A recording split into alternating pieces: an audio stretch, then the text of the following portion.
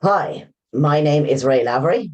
And my name is Jessica Crooks, and together we run Trans Matters Worldwide and the Trans London Meetup Group.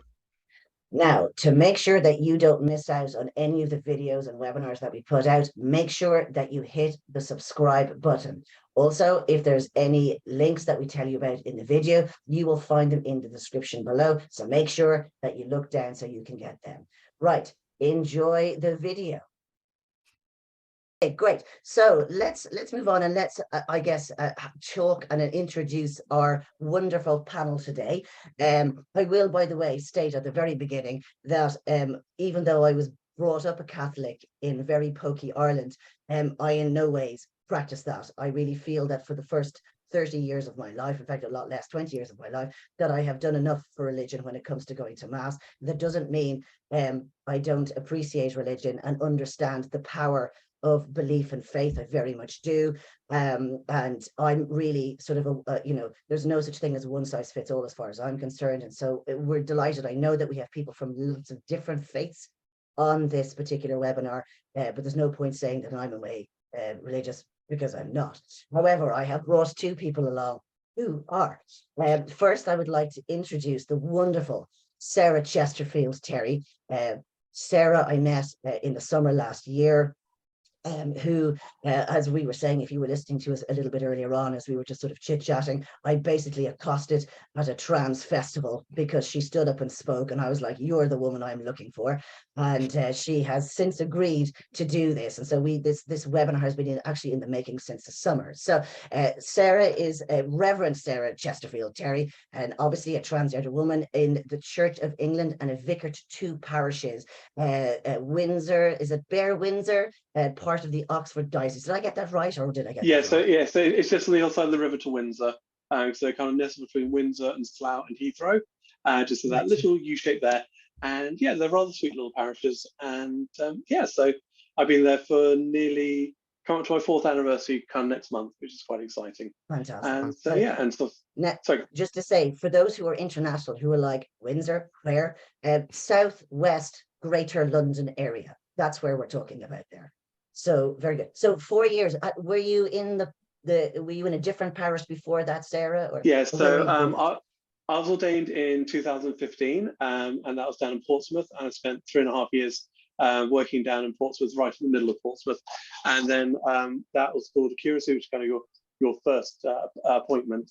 And then I applied to come up here. And when I came up, I looked a little bit different. I had no hair, so it's all wet shaved. And I had a massive beard, kind of literally down to about there. So yeah, kind of it was getting on for about a foot long goatee. So kind of and then kind of lockdown, kind of I had that kind of realization, galvanization probably is the better word for it, and kind of actually who I am. And then it's all kind of go from there. So yes, it's rather exciting. You know, I have to say, I did actually see a photograph of you online with no hair and a beard, and honestly, I was going to add a motorbike to you, part of the Hells Angels or something like that, because it kind of had that. I didn't have the leather jacket, but it looked like that. So a very big transformation already from where you are to even where you were even back then. You know, it's a very big thing, and COVID did a lot of this type of stuff for people, didn't it? I will say that you're not alone on that one. I mean, me too. Me too. Yeah, you know, we had no choice but to listen to ourselves, did we, during COVID? Oh, so, awful. Yeah. Awful, yeah. So moving on from there, we also have the wonderful Chrissie Chevasutt. Have I pronounced that correctly, by the way, Chrissie? Chevasutt. Chevasutt, wonderful. Okay. Now, Chrissie is currently the outreach and development worker with transgender, intersex, and non-binary people for St. Columba United Reformed Church. And how long have you had that one for, actually, now? It started January the 4th last year. Oh, so fairly new. Okay. And were you in any in a different church before that?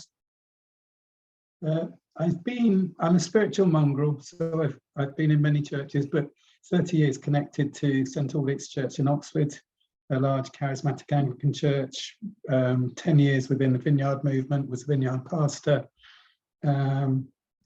training young people in missions with Youth with a Mission. So yeah, lots of different places. Lots of really good work. as well, particularly tackling the youth. There's a lot of stuff that the youth have to really deal with, isn't there? Which is fantastic. Great, super stuff. Okay, so actually we have some questions that we're going to go through, but we're definitely going to go off piste here. There's no question about that.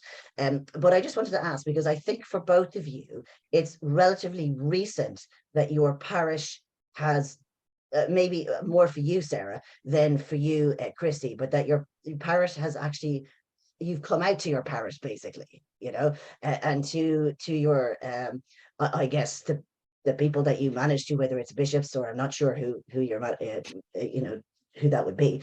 But what was the reaction when you came out? So, I mean, it's mixed is probably the short answer. There's been a lot of really positive support. So I told Mike, so yes, I do have a bishop. So Bishop Allen, or who's Bishop Buckingham, he's my bishop, and then Bishop Stephen, who's Bishop of Oxford, is kind of above him, but kind of Bishop Allen, who I can't speak to. I told him March last year, because I kind of came out to my wife, and it all went very horribly wrong. I'm not going to dwell on that bit, but I needed a vicar. I needed someone to speak to, and so I called up and made an appointment, and I kind of just broke down a little, at his house in his sofa, and explained what was going on. And he was amazing. I mean, Bishop Allen is very kind of inclusive in his viewpoints, which is great, and that's made it much easier because I was so anxious about telling him. And then so my parishes were told back in October, and so that's when I went actually being myself fully full-time, which was amazing, because up till then I had this kind of weird duality. And so, like Ray, you've only known me as Sarah, but there were people who knew me as Sarah and also my previous name, and trying to live that dualistic life was such hard work. It was really, really difficult. And obviously, my hair was growing. I've been on hormones since last year, so there were changes going on, and some people kind of what's going on there. And I mean, there's been lots and lots of positives, and so I've had lots of positive kind of emails and communication, because I'm actually off work at the moment until next month. There's been one or two kind of they kind of, we're not too sure about that, but on the whole, it has been positive, which is really lovely. And I'm hoping it's because actually they want to be inclusive rather than we'll just tolerate it because that's the vicar. But it's hard to tell. But I'm hopeful. I think it's there is apprehension about going back to work and actually kind of going back to ministry. But hopefully it's going to work, and hopefully I'm going to be able to do what kind of God wants me to do. So yeah. Yes. I have to say, just very quickly myself, I was very nervous when I did this same thing. And what I discovered was that as long as you are continuing to help people, they care less about who and what you are, as long as you're able to help them, which is very much the core of what it is that you do. I think that the majority of people will come around. I mean, I'm very visible in my job. I do webinars all the time, and I've been doing webinars for a very long time. And so my entire transition and change has been literally programs like every day for 2 years. And all of these webinars that even from 2 years ago are available on our platform, and people are looking at this going, what? Like, what? But they turn out not to care because you're helping them.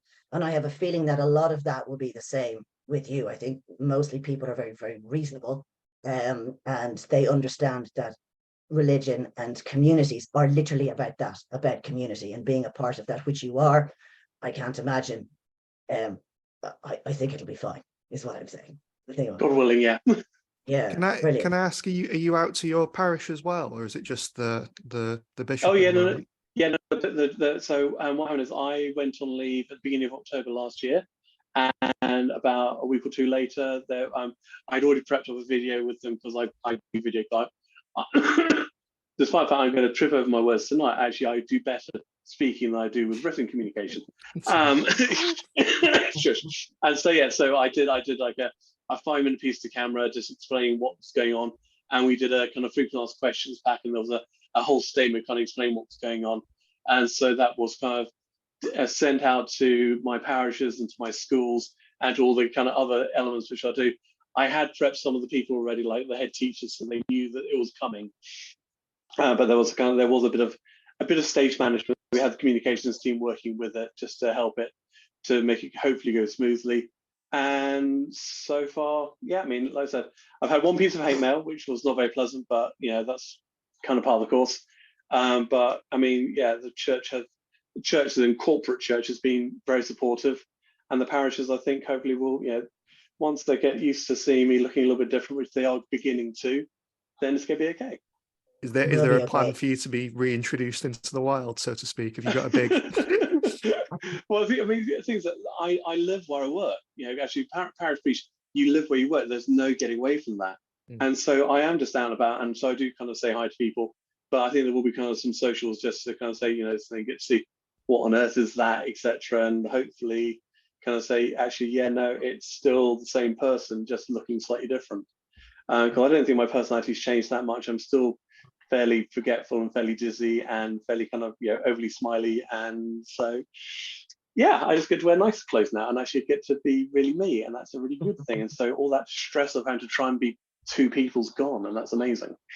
That's fantastic. Well, that's wonderful. Brilliant. Okay. Well, Chrissie, can I ask you the same question? Because the thing is that you have come, and one of the things that, I mean, obviously, Sara is very much from the Church of England, but as you said, that you, I think that to quote you, a mongrel of many religions. Is that what I heard you say? I think I did. So how has it been for you? Because you've come from a lot more than just Christianity. What was the reaction?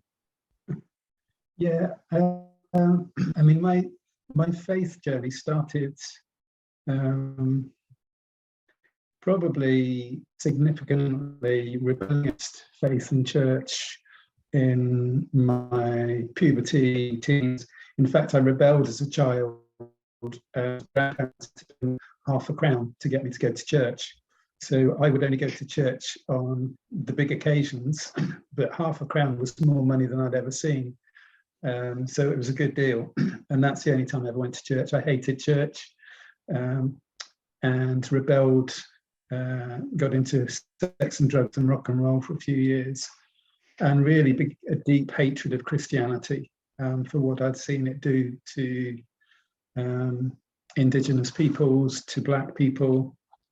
So then I kind of fell into the Rasta scene, Rastafari, and imbibed, I think, the understanding of Rastafari of an exodus from white supremacy and the injustice done to Black people by Christendom.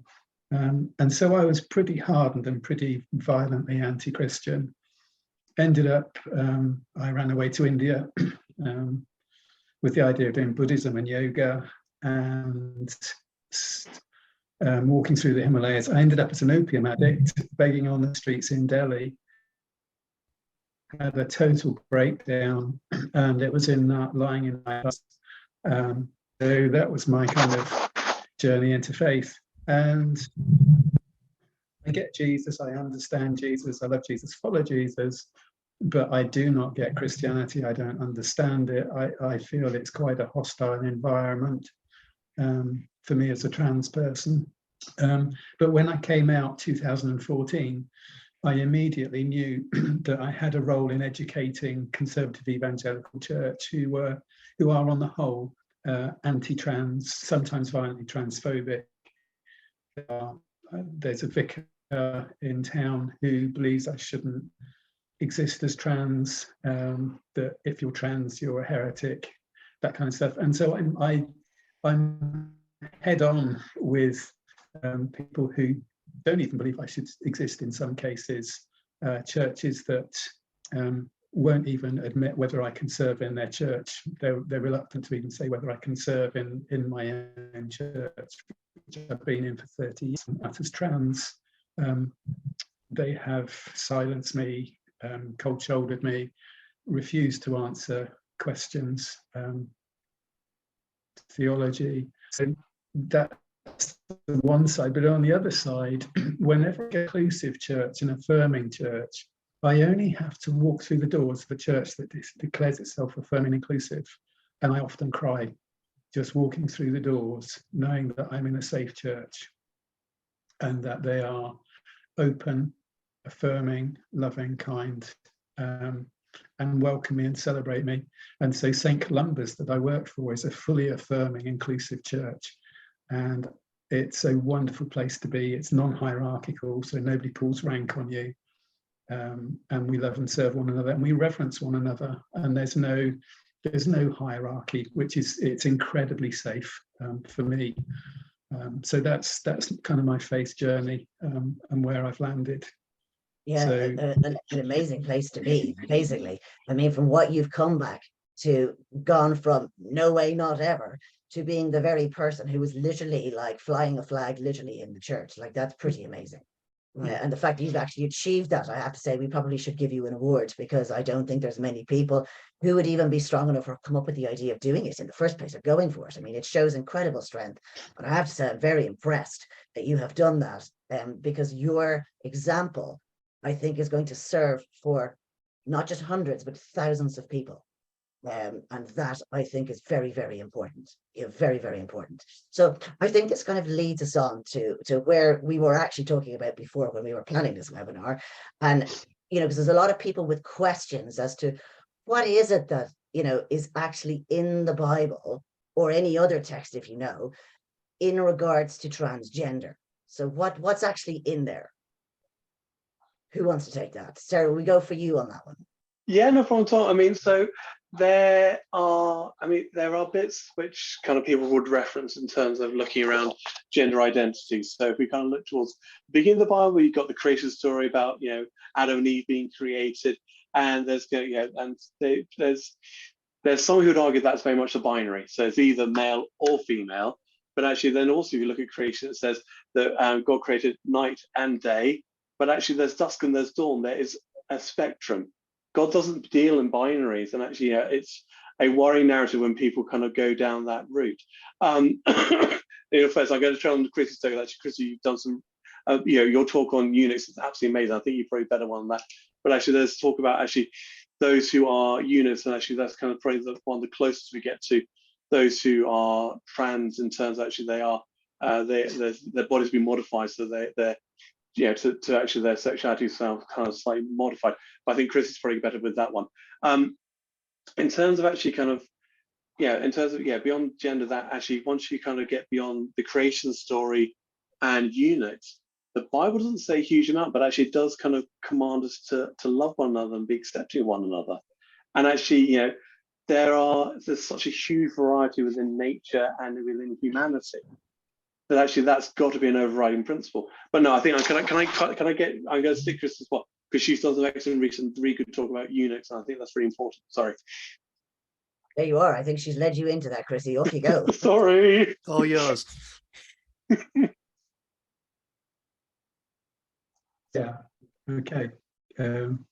So, can you hear me? Yeah. Yes. Okay. Yes. So, eunuchs and transgender, I don't equate them as being the same in any way, but I think if we understand that ancient culture queered people, the same as modern culture has queered people, in the sense as queer being a curse, queer being exclusion and othering.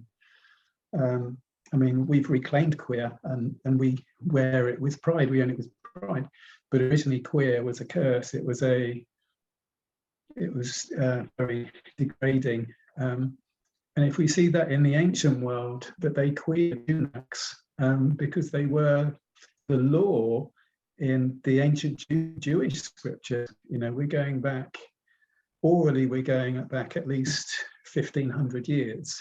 And the written Jewish scriptures declared that no one who had been emasculated by cutting or crushing could enter the assembly of God's people. So they queered the eunuchs, and they were an excluded people, a defiled people. They were considered as diseased, demonic, and they weren't allowed into fellowship with God's people. And that's written in the law. But there's a beautiful passage in Isaiah 56, and it seems to be that Isaiah 56 was written when the exiles were returning from Babylon, which became Persia. And I think it was King Cyrus who finally released the Jews, and they came back and they started rebuilding the Second Temple in Jerusalem. And the latter chapters of Isaiah are written as they're rebuilding the temple. And there's a very strong tradition that Daniel who was in the lion's den and was thrown in the fire, was a eunuch. And it seems to be the writers of Isaiah in Isaiah 56. Their big question is, can we allow the eunuchs back into the temple? Can we allow the eunuchs who have been faithful to God in Babylon and Persia, can we allow them into fellowship? Can we allow them into the temple? And the overwhelming message in Isaiah 56 to these queer people, these eunuchs, these defiled people, and yet these people who, if Daniel was a eunuch and is symbolic of a eunuch, served God faithfully. So there was a tension between the law and inclusion.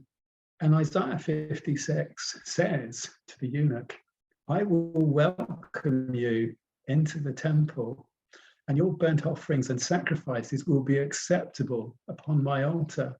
And so God, so it seems, in the scriptures of Isaiah, are including those who were excluded by law.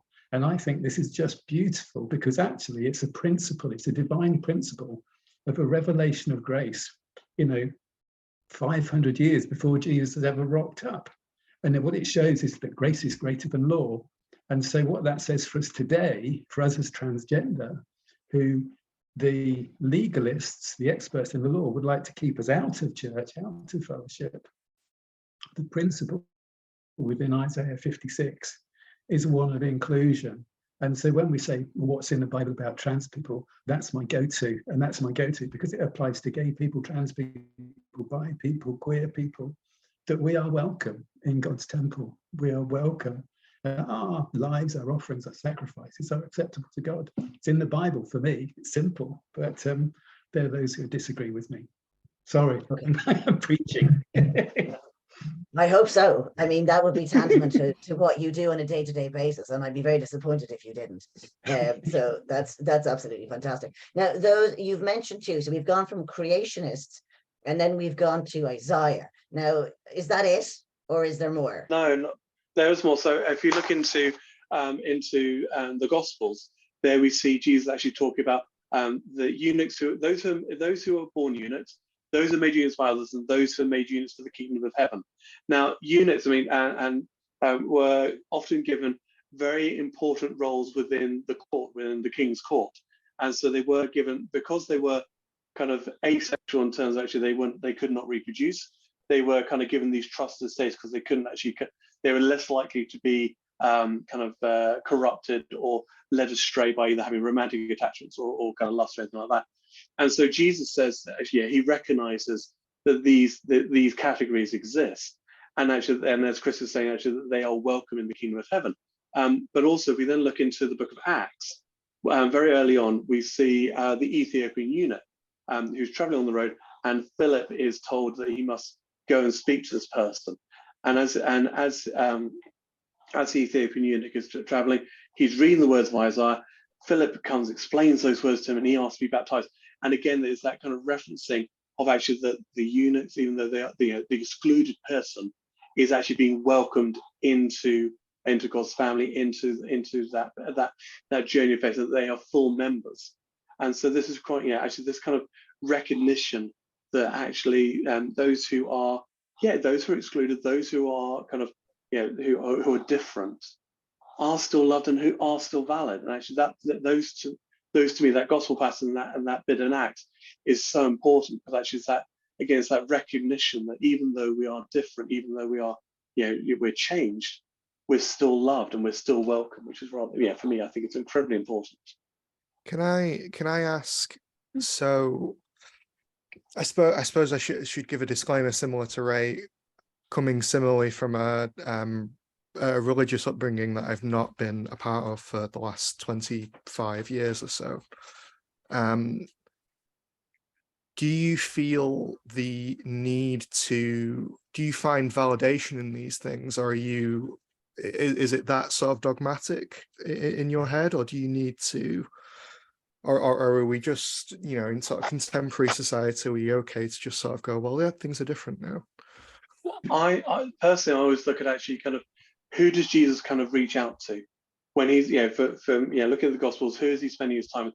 He's spending time with those who are on the margin of society, those who are kind of rejected by the mainstream. And actually, God does this throughout the whole of both the Old and New Testament. but Jesus in particular, he's looking for those who are, you know, generally excluded, and he is making them welcome. And actually, look at the parables he tells as well. He is kind of saying about actually those who kind of think themselves all high and mighty will be kind of cast down. Those who are lowly, those who are on the margins, they will be welcomed in. They will kind of be given, you know, the best seats at the table. And actually, it's that sense of unconditional love that Jesus shows, which to me is the bigger narrative. Yeah, the kind of all stuff about the eunuchs and actually that sort of stuff is really good, just give specifics. But actually, if you look through what Jesus teaches, you know, it's like, you know, he was asked, what's the most important thing, you know, commandment?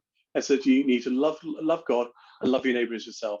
And then he says, yeah, and then it says, oh, you should love your enemies. Now, if you boil it down to that, there's no wiggle room.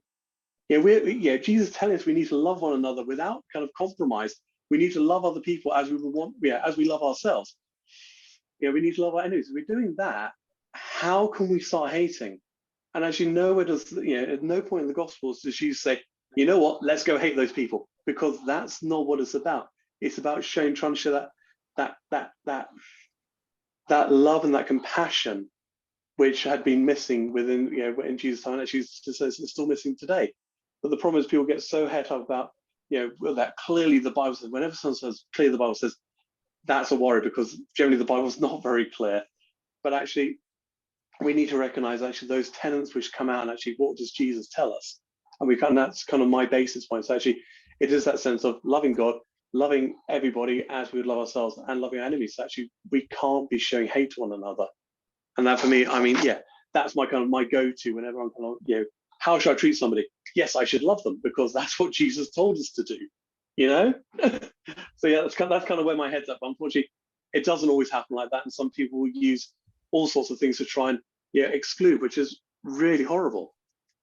We have a question on just that. Chrissie wanted to say something there, and then we'll get to the question, because I something. But yes, thank you, guys. I see there's a couple of questions coming in, which is lovely. But I wanted to respond to Jess's question there.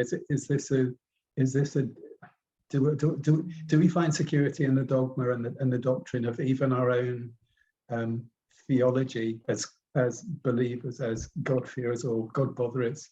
And what I want to say there is that I think, and this moves slightly into other questions in the program, that I tend to look at church theology from the atheist perspective, and every culture, every tribe, every people have a meta-narrative with which they negotiate the space between birth and death. Whatever that may be, if you were born in communist Russia in a certain period, there was no God. The solution was in our own hands and our productivity, inequality, etc., etc. If you were born in the Amazonian jungle, you'd have a very different meta-narrative. And I've got atheist friends who, as they're vehemently atheist, and they have a meta-narrative by which they negotiate the space between birth and death. But many of them are actually, their meta-narrative is big pharma, and they are reliant heavily on medication, which is also a meta-narrative. It's something they have faith in. And I'm not knocking big pharma, I'm not knocking people who need antidepressants and so on, but it is a meta-narrative. So when we talk about, do we find our security in doctrine and dogma and theology, I would say that for me, and for I think anybody who wants healthy spirituality, that faith and science and psychology and biology confirm each other. And if it doesn't confirm each other, if science, faith, biology, and all our philosophies don't confirm our truths, then I'm inclined to junk them. And so I approach faith as an atheist in many ways. And so I don't rely on the doctrine and the dogma. That's my response. We're going to talk a little bit more about the doctrine in a second, but I just wanted to say that we want to talk a little bit more than just sort of about, you know, Christianity, because there are many, many faiths out there. And there are 5 major faiths, of which you would all know, which would be Islam, Judaism, Sikhism, Shaivism, and Christianity. Now, having said that, they're the main ones and they do hold the majority of the population across the world. There are over 10,000 registered religions in the world. That's not like one or two. That's 10,000 registered religions in the world. Okay. And as Chrissie was saying, they all have their own dogma, rules. Some of it is written, some of it is not written. It's in different languages, being passed down from different generations and whatever. But when you look at it, there is one fundamental rule, which is known as the golden rule, which permeates all of those 10,000 religions. It's written in slightly different ways, if it is written at all. But that golden rule is that treating others as one wants to be treated themselves. So every single religion says, basically, do unto others as you would do to yourself, which would be the Christian version of it. But it is the same. It is the same. So unless you want to kick yourself out of your church or murder yourself or, you know, throw yourself out on the street and throw stones or knife yourself, then that's not how you treat anybody else, ever. Now, that's 10,000 religions across the world in multiple languages, over 6,935 registered languages that are just sort of spoken across the world. So this is not, it's not just Christianity here. I want to make that very clear that this is the same rule of absolutely everything. Now, we will get into sort of the makings of these texts in a second, but Jess, do you want to ask that question that Brooke had there? You want to go for so it? I guess this does tie into what Sara was saying, that so that's all completely true, obviously, but obviously there's a lot of interpretation. And we have a question from Brooke. The question reads, what about those in the church that say that pre-op trans women should be celibate because in the eyes of God that they would be having gay sex in a lot of cases? What would the Bible say on this? Okay, so there's very little references in terms of sex. We go back to the Old Testament to Leviticus, which is where all that is also known as the Law of Moses. This is where all the rules the Jews had to follow and still follow today for an Orthodox Jew. That's where they come from. And so one of the rules is that man shall not lie with another man. Now, if you go back into the kind of pre-1946, so man shall not lie with a boy. So actually, it's more of a power imbalance within the relationship, and actually kind of talking about actually where non-consensual relationships. If we look into kind of Paul's writing, he does talk about kind of fornication, those who are unnatural, but actually he's talking more about ritual prostitution, so temple sex. So he's writing to a particular culture, a particular time, i.e. the Greeks and the Romans, who had a pantheon of gods, and some of them required sexual sacrifices. And so, so those are the kind of the only two reference points we have regarding same-sex relations to a certain extent. I mean, it comes down to two things which we need to think about. What is a woman, which is kind of obviously the tricky one, because actually I identify as a woman, so I'm considered a woman. I haven't had any surgeries, but I'm a woman. And actually, if you are same-sex attracted, then how do you view that in terms of actually being in a relationship with someone of the same sex? Ultimately, I think that showing love to another person in a consensual, monogamous way is actually kind of in keeping with what the Bible's trying to tell us. The people who kind of use the whole Leviticus thing, I would challenge them, because actually there's all sorts of rules in there which they never ever mention.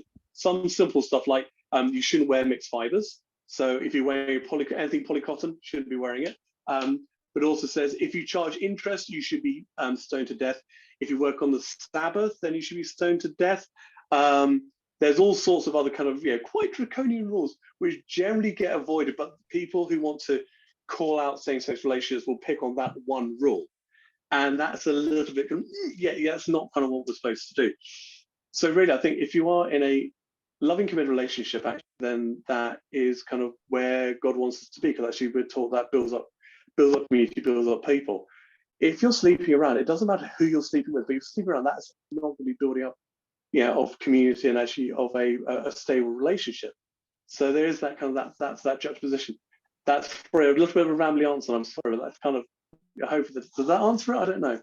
I think it does. I'd say it does, yeah. I I'd hope it say does. I hope it does. I find it amusing that some of the laws are do this or we shall stone you to death. So apparently thou Yeah. shalt not kill is irrelevant to all of that.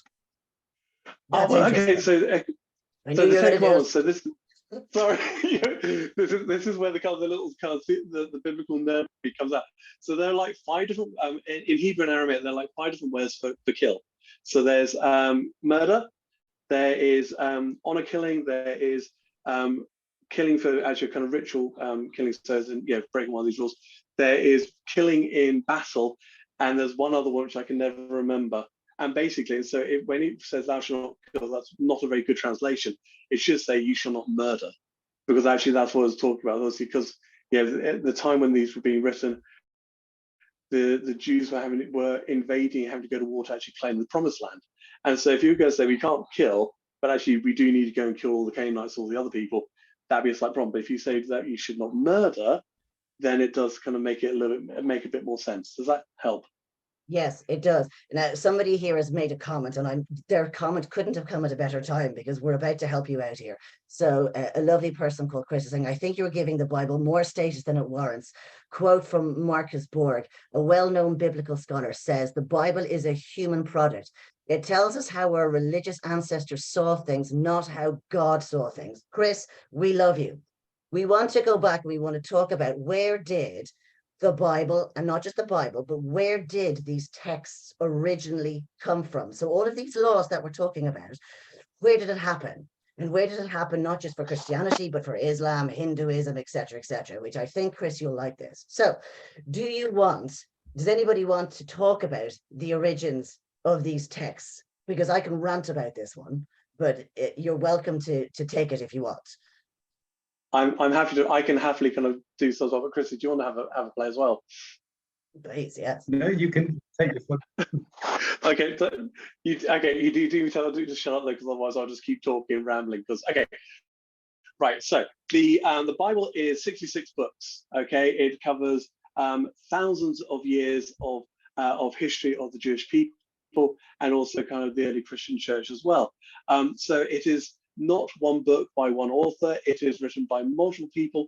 It has been, some of it. So if you look at like the really early books of the Old Testament, Genesis and Exodus and so on, these are oral histories. So these are things which we taught from parent to child and recited and learned. And to a certain extent, you get almost Chinese whispers because people will amend them. They will correct them. They will say, well, that doesn't make quite so much sense. Let's do it this way, or they'll embellish them.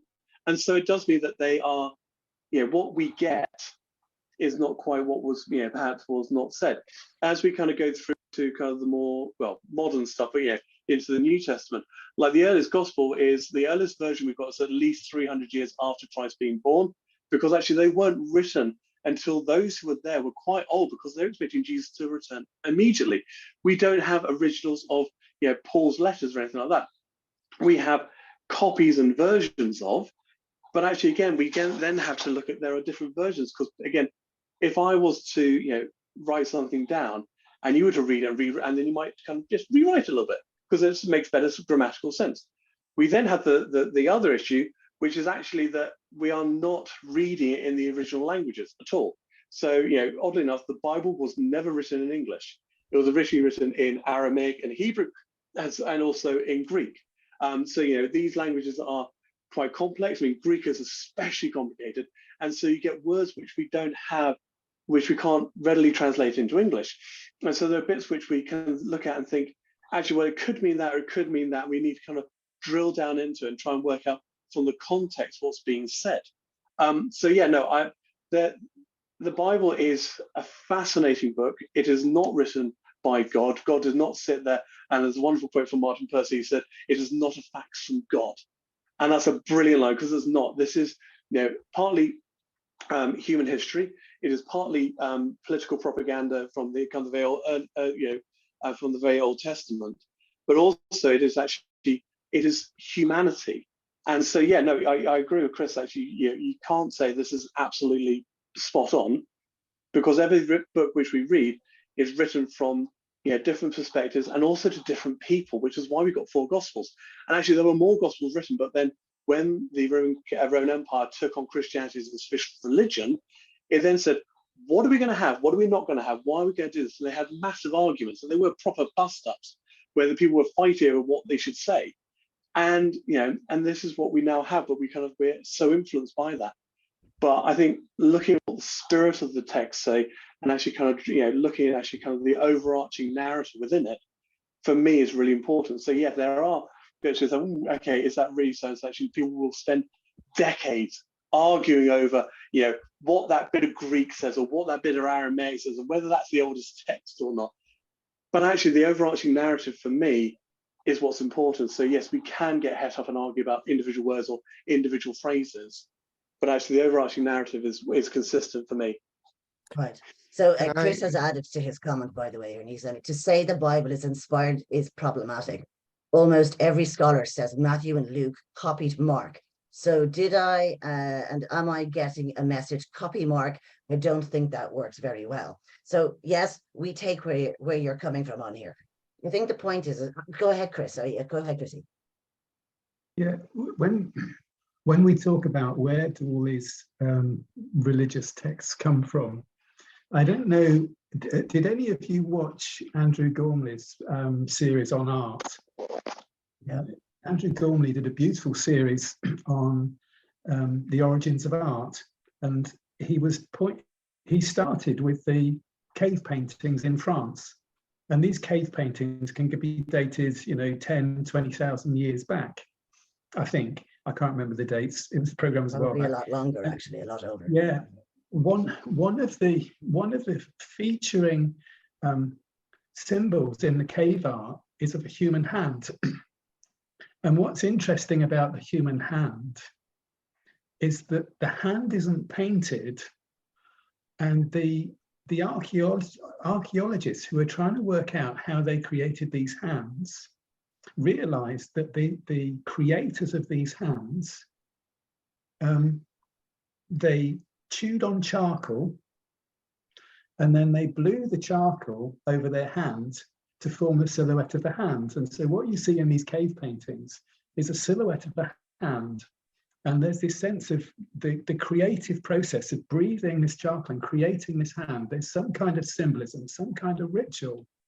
The amazing thing is what they discovered, this is the story is going somewhere, is they started discovering this hand in Indonesia, in the Philippines.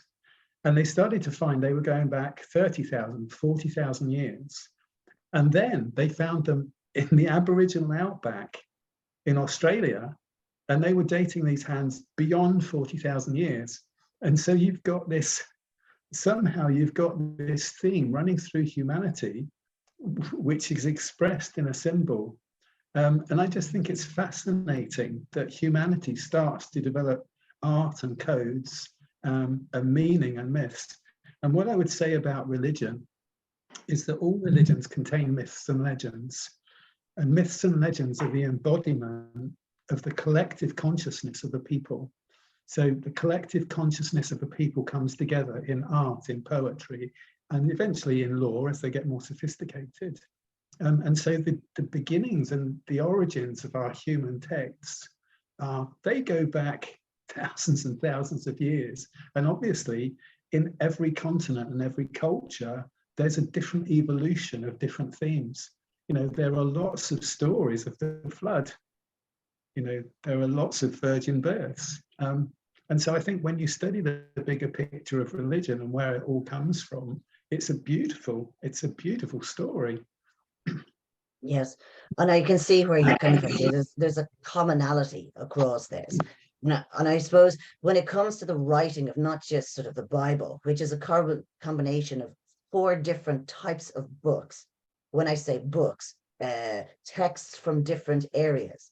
And that is the same for the Quran. It is the same for Sikhism. It is the same for Hinduism, which doesn't have an original text, actually. And Confucianism and all of this kind of stuff. And Confucianism has been pulled into Shintoism, and it's all a mix and a jumble. When you go back to the original text of all of these main religions, and I mean every single one of them, you will see that all of them were orally translated, first of all, Many of them were translated in different languages over a period of 70 to 300 years when these original texts were done. They weren't dictations. There was no dictation going on here. And when you have those texts, there was then a group of the elders, whichever religion that you're on, whatever your elder version is, and they sat and they decided what they wanted to put in and what they thought wouldn't work. And different cultures picked different things to put in their version of the Bible, because that's how their culture and the rules of their land actually basically worked. Now, that's the original one, and we're talking, in some cases, 2,000, 3,000 years. These are very, very old texts. In fact, we can't even date them because we don't really know. And also, a lot of the books that were originally supposed to be part of these have been lost. You know, if you look at the Quran, I mean, they decided to write, this is the Quran, we're destroying everything else that was supposed to be the Quran because we've decided we're in charge.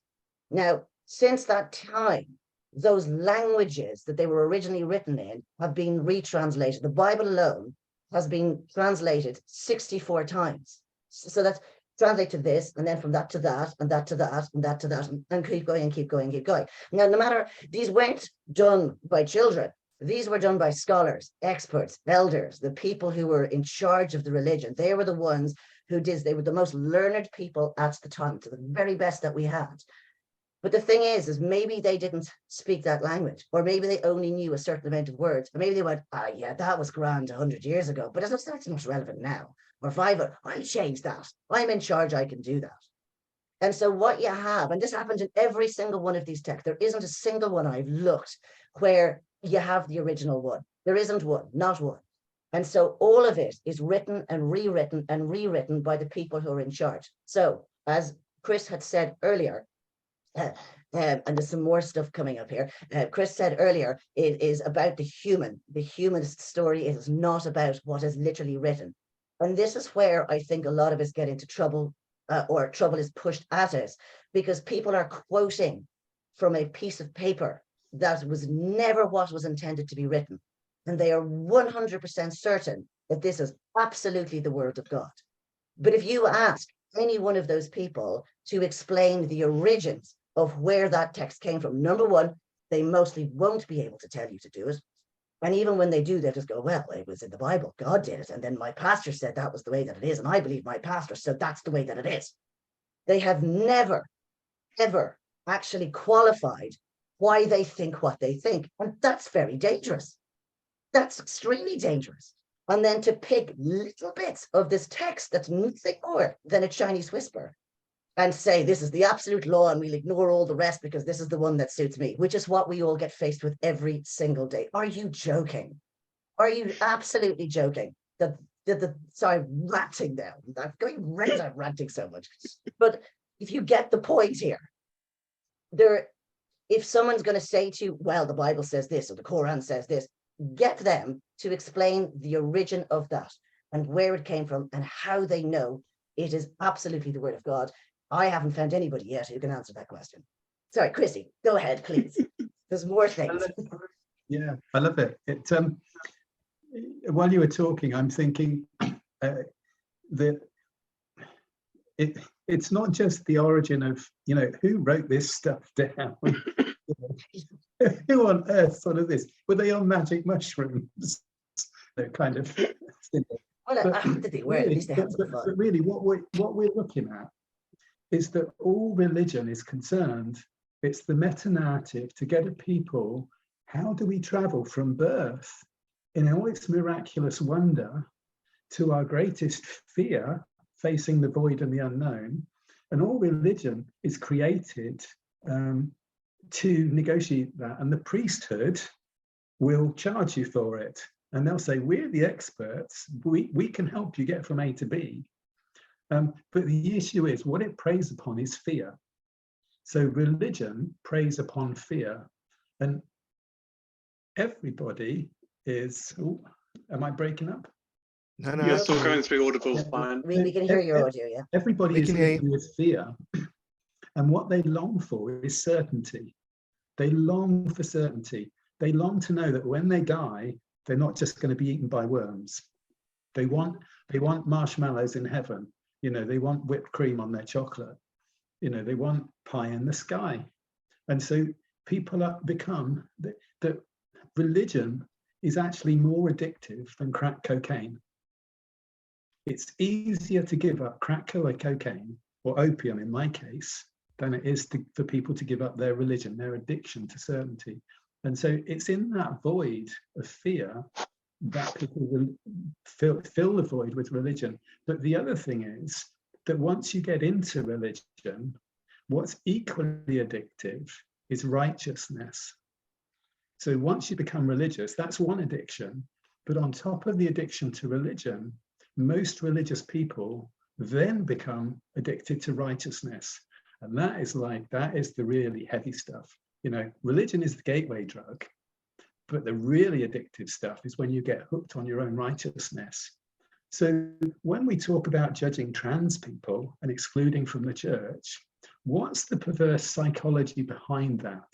What's the scientific qualification for this religious process where somebody who has received all of heaven for free, they've received everything for free, all their sins are wiped out, but they believe that they also have the divine authority to shut you out? That has to be the greatest power trip on earth. Who died and made you feel God? righteous, Yeah. if you want to feel righteous, then just start judging other people. And it's the biggest hit. It's the most orgasmic hit that you can have. And that's my understanding of religion. It's just as well they treat others as they want to be treated themselves, isn't it? You know? Also, Chrissie, kind of pick up when you said about about the minister, the religion, the religious person being the expert. We then get people who don't actually want to question. And actually, for me, part of doing what I do, for me, it is constantly having to question, actually constantly looking, am I reading this right? Am I understanding this correctly? And it's really worrying when you get vicars who will stand up, and I've had this recently, and they say, well, if I say this and the bishop says something different, it confuses the congregation because they don't know who to believe.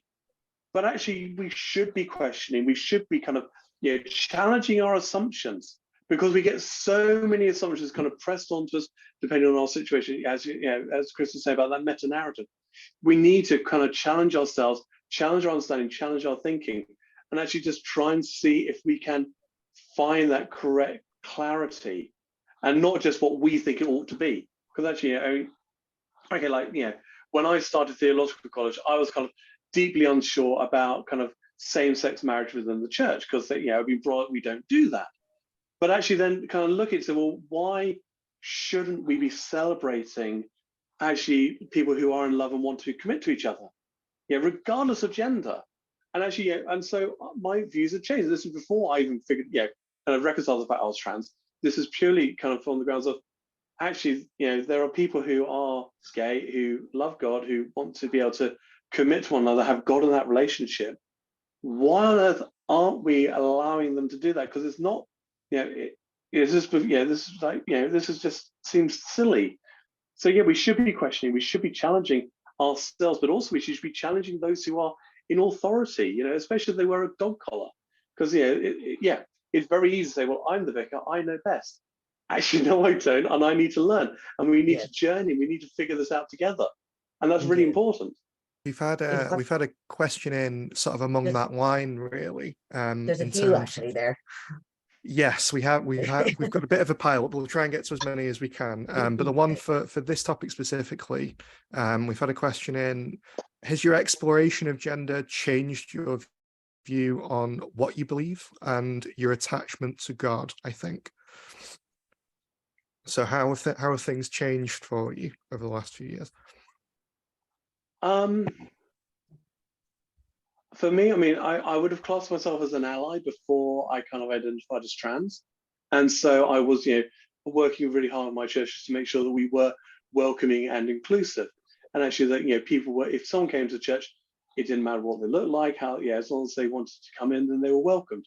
And that is a big cultural change, which, not all churches do, but actually I'm quite pleased that some of my churches are doing really well at that. I think trying to understand actually kind of where God is in this mix is quite important for me. So actually, because when I first kind of said, okay, I understand that I am trans, was basically to check to make sure I wasn't going to upset God by being trans, because I wasn't sure. And so I did the classic, I'm asking for a friend. And I'm asking for a parishioner who thinks they might be trans, but they don't want to upset God. Has anybody got any kind of reading to do this? And I did. I spent a lot of time reading, praying, just saying, am I going to upset God because of being this? But then there's that kind of that recognition, actually, and this is, you can look at like Psalm 139, you can look at actually kind of various different bits within the Bible, where it says actually God knows us. He knows what he's created. And so, I mean, we may not fully understand ourselves yet, but God does. And so he's just waiting for us to kind of get our act together. And it's okay. And it's okay to be queer, to be trans, to be gay, and all the rest of it, because God knows us already. He created us. So it's all right. And that was kind of, oh, okay, this is all right. I don't, actually, I'm not going to completely just screw on my life any more than I already am. And actually by, trying to be truly myself. And so that was a big thing. But it is a case of, it's rereading the Bible, actually looking into trying to work out what God's trying to say within that text. And, and I mean, I think I'm now stronger understanding that actually God doesn't mind that there are trans people, because he created them.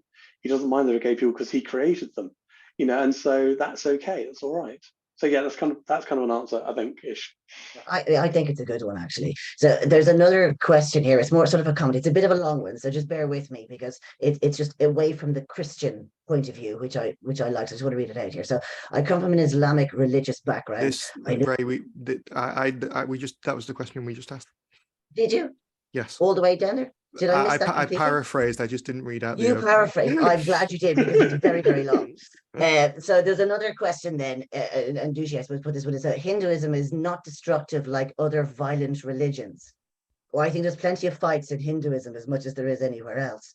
I mean, I think the problem is that it's not the religion's violent, it's how people interpret it. Because as you look at the Crusades, when Christians said, hey, you know what, we should own the Holy Land. And so they said, right, let's go and invade it. If you look at Islam and you look at jihad, it's a spiritual war. It is not a go blow people up war. It's an internal struggle to understand yourself. The problem is that people will always try and use religion to justify doing heinous things. And I think, I mean, I wouldn't say any religion particularly is clean from that aspect. I may be wrong, maybe speak out and I apologize if I am. But most religions have been abused in that respect for people who want to do secular things and want to hurt people, sadly. Yes, yeah, and all these jihads, which obviously we're all facing. I mean, not just from that, but this kind of stuff is absolutely everywhere. I think on this kind of side of things, I think again there is another rule which permeates all religions, and that is one of love. And love your neighbor as yourself, which is more do unto yourself as you would do to others. Also, all of them, as far as I know, have thou shalt not kill. That's whether thou shalt not kill humans or thou shalt not kill, which is maybe a slightly different question, but sure, who knows, lost in the translation on that. But I think of anything where every religion that I know, and every culture, and every country, and everyone, it's always about bringing the community together. And those who sit in that righteousness that you were talking about earlier, Chrissie, and say, well, our way is the only way and every other way is wrong. I can't imagine that those people have ever come out from under the stone that they live under, because in my experience, having lived in countless different countries, being exposed to countless different religions, and ones that are countless religions and cultures, and villages up in the middle of jungles, in the middle of nowhere and stuff like that, I have only seen that out of the 8 billion people who currently reside on this planet, that there are 8 billion ways to do it. And your path is the only path that is right for only you. But the only thing you can't do is force somebody else to live your way. You have a freedom of choice and a freedom to live your life your way. But if your idea of freedom is to force somebody else to do things your way, then I think there's a lot of soul searching to be done by that individual. That's, I think, back to that righteousness that Chrissie was talking about there, because that is the complete opposite to what all the religions say. So I can't imagine how you can turn that around and get people to strap C4 to their chests and go onto a plane. What is that? you know, it's a deep, you know, it's that thing of not questioning where things have come from and not finding your own truth. Because I think that if you truly listen to what's going on in here, that all of the other noise will fall away. And it's from, yeah, please, Chrissie, go ahead, because I will continue to rant. The question that Jess asked there, I think it was the relation of gender, the relationship of gender to God, of the transition aspect. Can you just repeat that question? Yeah, so I suppose I'm paraphrasing from Aria here, but I think the question is, how has your relationship to God changed since transitioning? I think that's maybe a more... Yeah, that's it. And I think so. I think one of the battles we face as trans is that it sucks us into the ego life. It is by nature a very egocentric journey. We become obsessed with sorting this huge problem within ourselves. And I think, how does that relate to any concept of the divine, of God, of this journey between life, between birth and death? Whatever meta-narrative we're living under, whether it's Islam, whether it's atheism, agnostic, whatever we are, as trans people, we've got this problem. We've got this ego problem. We're trying to resolve this huge tension between our soul, our spirit, and our body. Yet at the same time, most of us as sensitive people don't want to become egocentric. Okay? And so whatever our meta-narrative is, whoever our God is, whatever our God is, that's what we're wrestling with. And I think I've come to the conclusion that actually the transition of my body, whilst it can be a very major thing, it can cost a lot of money, it can be a lot of pain, it can go wrong. Actually, within the big picture, it's nothing. And if it consumes my ego, it's a problem. But if it allows my ego to shrink, if it allows me to become a more loving, selfless person, then it's a good thing. And so I've kind of surrendered my ego, my transness, if you like, to the bigger picture, and recognize that within the suffering of life, it's nothing. And so that's why I struggle with other people inflicting their ego upon me and telling me what I can and can't do with my body. And it makes it kind of relative. And I think, well, their opinion is of no importance. My life journey is what matters. My life journey, that as Ray's been trying to say, you know, what's the golden rule? That we love other people as we would have them do unto us, kind of thing.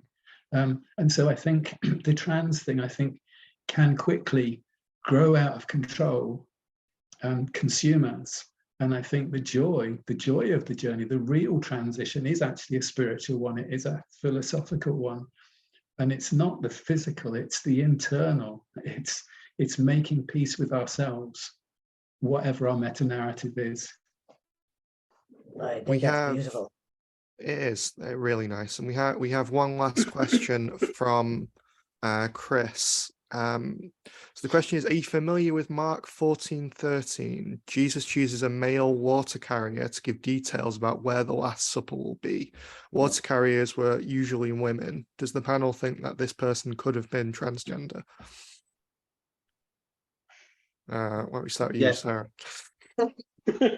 Oh no, Chrissie's in. Chrissie's in. Yeah. This is, yeah, okay. Go for it. This is beautiful because I think it's mentioned in 3 Gospels, and the wording is, Jesus says, meet a certain person in 2 cases. In the other case, meet a man carrying a water jar. Well, there's so much in this. I could do kind of three church talks on this one alone. Have you ever seen a man carrying a water jar on his head? I actually have in Africa, but they're very rare. It's always the women. That's so strong. But man, the hips sway and they walk like a woman. For a man to carry a water jar in that culture would mean they were a slave, probably, and that they were doing the work of a slave or a woman, and women were as slaves in many cases. And I think it is very clearly, it's one of those little red flags in Bible stories which says there's a mystery here. Something's not right because men don't carry water jars normally. And there are various theories about it.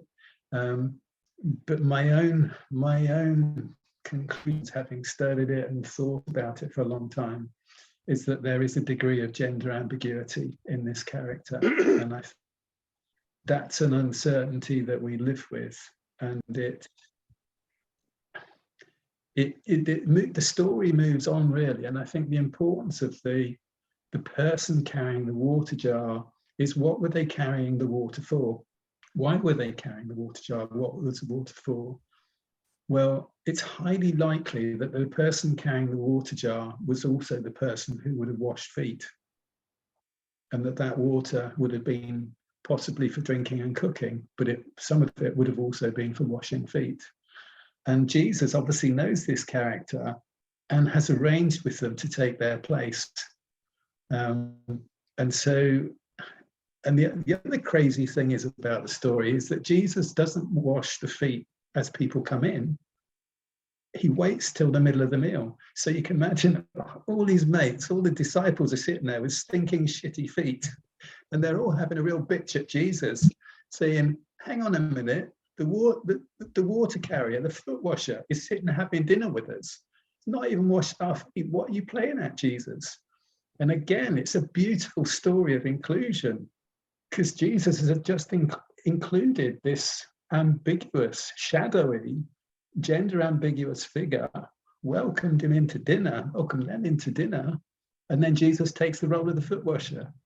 And Jesus is what he's doing. He's taken himself from being the guru, the master, the teacher, the rabbi, and he's saying, you got it all wrong. Who's going to be the greatest? It's not about that. It's about who's going to serve. And he takes the place of the foot washer.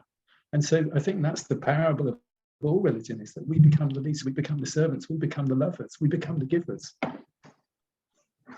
That's it. I like where that's going. I didn't know that version, not surprisingly, of that story, but I like where you're going with that. Can I add one thing, and then I can move over to the end, because we're about 10 minutes over what we were supposed to do here. We usually do. Yeah, particularly when I start talking. Anyway, the thing about it is that if we go back to the original, the creator, the first thing that you said, Sarah, was that woman was made of man. Now, that's an interesting one, because the actual literal blueprint of a human being is female. So everybody as a fetal status is born a female first. And it is only from some weird twist that a particular type of hormone is given to you. And that hormone, if allowed to continue, is what develops you into the assigned at birth body that you have. But everybody, male and female, it is not women came from men, it was everybody came from women. That is the actual reality of it. And so when you realize that your very blueprint from the very beginning was female, and it's just a twist of fate as to which hormone you got, as to how you developed, then, because the building blocks were the same, there weren't different blueprints of female and male, and one got, because it's a male one, you get the male test, testosterone or whatever. That's not how it works.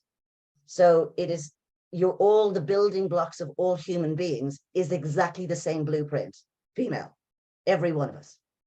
And so a lot of the religion is very patriarchal in that righteous assumption that men should be in charge. My experience is usually women are in charge. Actually, they make most of the decisions that we live by. It is only men thinking that they're in charge in only one place, which is work, but in everything else, it seems women are really in charge. I will tell your father, who cares? I will tell your mother. Much harder to take, much harder to take. So I would say, I want you guys to take that bit away. Okay, we've said a lot, I feel, in this, and really, we could go on. And I know that both Sarah and Chrissie could go on, and I know that you'll all come up with a bunch more questions on this one. But when you realize that we all start from exactly the same part, and what rules we live by is based on where we were born and the religion that our parents brought us up and the people that they believed who taught them. That's where your beliefs have coming from. And the best that you can do, you cannot ever control what somebody else thinks. You can never do that. You can never change their mind, but you can be an example. You can be an example for them to question what they think. And your only job in your entire life is to find your own truth. That's it. It's not your job to teach anybody else. It's not your job to educate or change or anything. And it's nobody else's job to do the same for you. And that is where I would concentrate my efforts, because I feel that there is greater peace in that than attempting to take on all 9,999,000,000, blah, blah, blah, blah, other people on the planet, because it's never going to work like that. Is that fair to everybody? So I start with a rant, I end with a rant. I do apologize. I have a tendency to do that. So I would like to say, firstly, thank you so much to Sara and Chrissie for joining us. Jess, also, thank you as always for your very hard work that you put into this. You know, thank you also to our audience who have put many great comments down, and I'm sure that there's many things that you'll be thinking about and questions that maybe you will want to ask later. You will all be getting an email from us with the recording. And so anybody who signed up will be getting an email and recording. This recording will also be going up on our YouTube channel. If you are watching this on the YouTube channel right now and you have a question or a comment, please put them in the comments, because we will be monitoring it and we will come back to you. And if it is appropriate, we can put you in touch with both Sara and Chrissie if you have any particular things that you would like to talk about or get off your chest, or just questions that you have that weren't covered today. So please do that. Our only intention here is to help you find peace with yourself and to give you the tools that you need. Yes, Chrissie, go ahead. Go on. Just I can't finish this program without saying that you build this as experts, and I just gave me the shudders because You're more of an expert than I am, that's for sure. And yeah, most no, of the people who attempt religion. Me too. Well, no, so my issue is that for me, the definition of expert is somebody who's made more mistakes than anybody else. And just in wrapping up, I want to say that the way that you can tell the difference between a religious expert and a genuine expert, the fake and the real, is that religious experts generally, they don't make any mistakes, and they don't admit to making any mistakes about what they're selling you. Mm-hmm. I'll be back to the righteousness on that one. I think so. So perfect, wonderful. Okay, I think we will end it there. Somebody is actually asking if we can have a part 2. If you can come up with questions that we haven't answered, and there's enough of them, yes, we can have a part 2, and maybe we can twist some other people from other faiths and stuff to come in to help us with that. The more lively, the better, as far as I'm concerned. But look, again, thank you to our panel. Thank you to Jess. Thank you to you guys for being here. Thank you also to people I know who are listening on this, who've actually passed this out to their own community. The more people that we can help across the world, the more we can connect each other and support each other, I feel the better. So thank you so much yet again. Please enjoy yourself, whatever it is that you're going to be doing for the rest of the day or the evening, whenever you're watching this.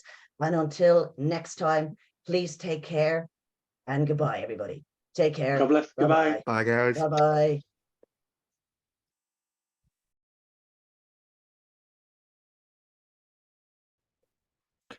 Thanks so much for watching. Please subscribe just so you won't miss out on anything we do. Thanks so much. Bye.